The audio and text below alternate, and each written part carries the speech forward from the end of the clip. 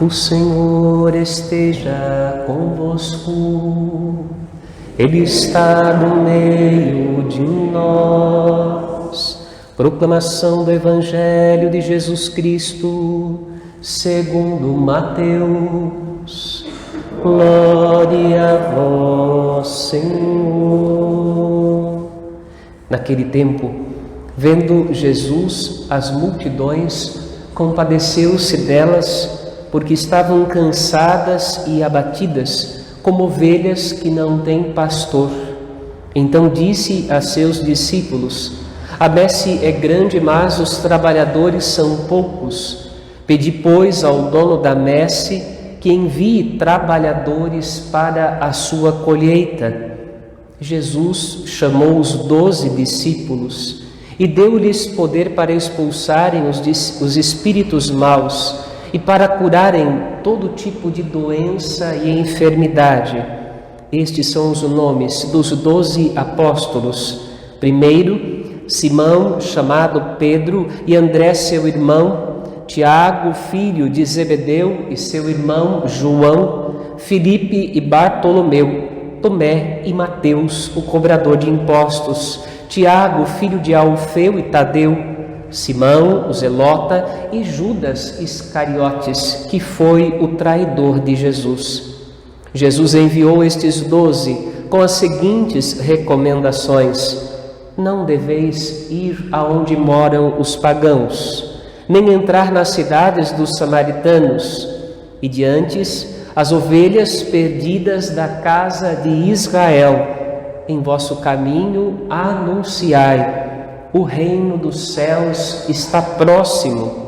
Curai os doentes, ressuscitai os mortos, purificai os leprosos, expulsai os demônios. De graça recebestes, de graça deveis dar.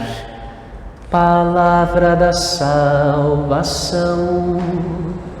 Glória a vós, Senhor.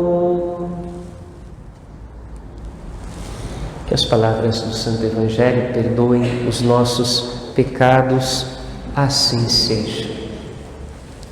Meus irmãos queridos, minhas irmãs, tenho um carinho muito grande por esta primeira leitura do livro do Êxodo. Nós ouvimos aqui duas coisas que Deus disse a Moisés. A primeira delas: toda a terra é minha. Quando nós ouvimos esta palavra, nós nos transportamos para o Evangelho de São João, no capítulo 15, quando Jesus diz que o Pai do céu, seu Pai, é o celeste agricultor e o mundo é o lugar aonde Ele faz a sua plantação. Ele cuida de lançar a semente à terra, Ele providencia a chuva, o sol, o vento e convida a humanidade a fazer parte da colheita, do resultado deste plantio. Inclusive, a palavra messe significa exatamente isso, colheita. Às vezes a gente está acostumado a ouvir messe na palavra, como no Evangelho de hoje, e não nos vem facilmente o sentido dessa palavra, que não faz parte do dia a dia da nossa vida. O desejo de Deus é que a humanidade faça parte da obra da sua criação, colabore nesta obra como ceifeiros, como aqueles que vão fazer a colheita. Deus disse a Moisés na primeira leitura: toda a terra é minha, mas se este povo escutar a minha voz, se eles forem fiéis aos meus mandamentos, eu vou fazer deste povo um povo de minha predileção, uma propriedade exclusiva, um rebanho que me pertence, dentre toda a terra. Esse sentido de pertença é um grande dom na vida do povo de Deus. É o dom da eleição de Israel. Israel foi eleito, foi chamado por Deus a ser um rebanho de ovelhas onde Deus é o pastor.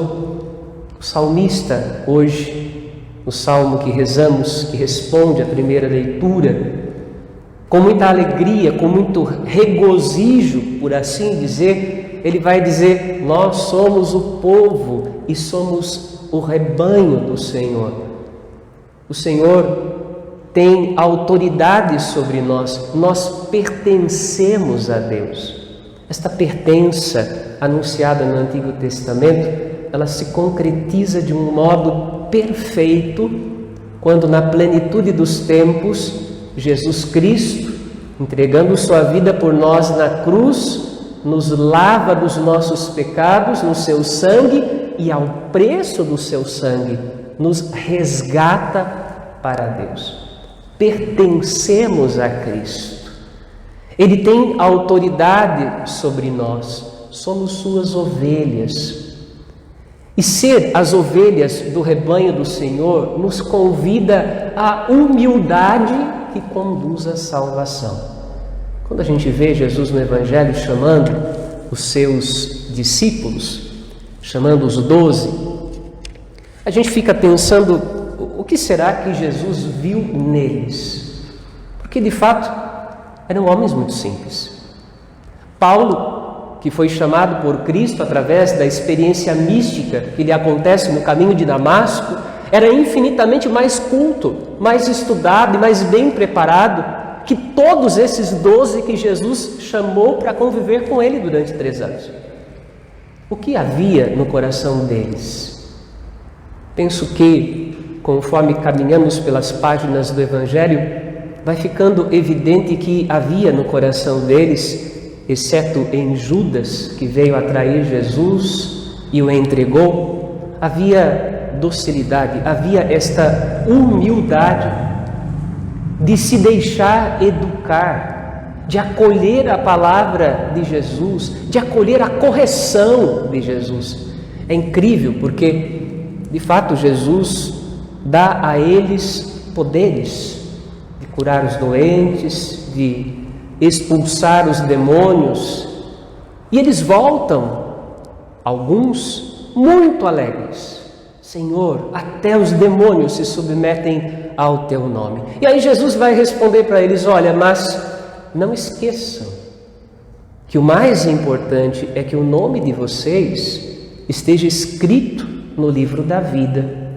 O mais importante é que vocês caminhem em direção da salvação. O sinal foi dado para estabelecer e fortalecer a fé daquele que o realiza e daquele que dele participa. Mas o mais importante é que nós estejamos no caminho da salvação de Deus. Em uma outra ocasião, os discípulos vão voltar e a notícia que eles têm para contar: Senhor, este demônio nós não conseguimos expulsar. E Jesus vai responder para eles: ô gente de pouca fé, até quando eu vou estar no meio de vocês? Talvez porque tivessem confiado demais em si mesmos, achando que o poder era deles. E na verdade, eles eram discípulos de Jesus. E se de fato foi dado a eles alguma autoridade, esta autoridade é a de Cristo, para edificar na fé o coração das ovelhas perdidas de Israel. Nós somos convidados, sim, a sermos colaboradores de Deus na sua obra, como os apóstolos também foram chamados a ser colaboradores, e não porque fossem os melhores, não, mas porque Deus agiu com muita misericórdia e Jesus os olhou com amor, como olha para nós com amor. Deus se alegra de tornar possível no coração e na vida daqueles que aparentemente possuem inúmeras limitações, o que somente a sua graça pode realizar. Mas nós não podemos perder de vista esta palavra que Deus disse a Moisés: se permanecerdes nos meus mandamentos. Essa é a condição fundamental para que de fato nós possamos experimentar a eleição de Deus em nossa vida. No batismo, nós recebemos esta graça no nosso coração. O povo de Israel tinha um sinal externo de eleição e de dedicação a Deus, que era a circuncisão. Quando nós somos batizados, nós não temos um sinal externo que identifique que pertencemos a Deus. Esse sinal está como um selo, um timbre na nossa alma. Inclusive, um dia os discípulos, os fariseus, vão perguntar para Jesus se é legítimo ou não pagar o imposto a César, ao imperador, e Jesus vai perguntar para eles: qual que é a imagem que está nesta moeda? E eles respondem para Jesus: é a imagem do imperador. E daí Jesus diz: dai a César o que é de César e a Deus o que é de Deus. Cada um de nós, pela graça do batismo, somos uma moeda de Cristo. E evidentemente não é uma moeda feita de ouro, de prata ou de um metal precioso, de uma coisa que a ferrugem e a vaidade do tempo desfaz. A nossa alma carrega o timbre, a marca do Espírito Santo. Por isso, dedicar-nos a Deus, escutar Sua palavra, caminhar no caminho dos Seus mandamentos, escutar a voz de Cristo, nos garante a possibilidade de viver o dom mais profundo da nossa vocação: ser ovelhas de Cristo, pertencer a Cristo, pertencer a Deus. E Ele não abandona aqueles que lhe pertencem. Antes, os abençoa, os edifica na fé e os prepara para serem seus colaboradores. Peçamos a Deus que esta certeza de fé nos fortaleça no combate de cada dia e que, percebendo o quanto Deus nos ama, nós também nos esforcemos para amá-lo mais e para amar os nossos irmãos e irmãs por causa de Cristo, por causa do seu amor por todos nós. Amém.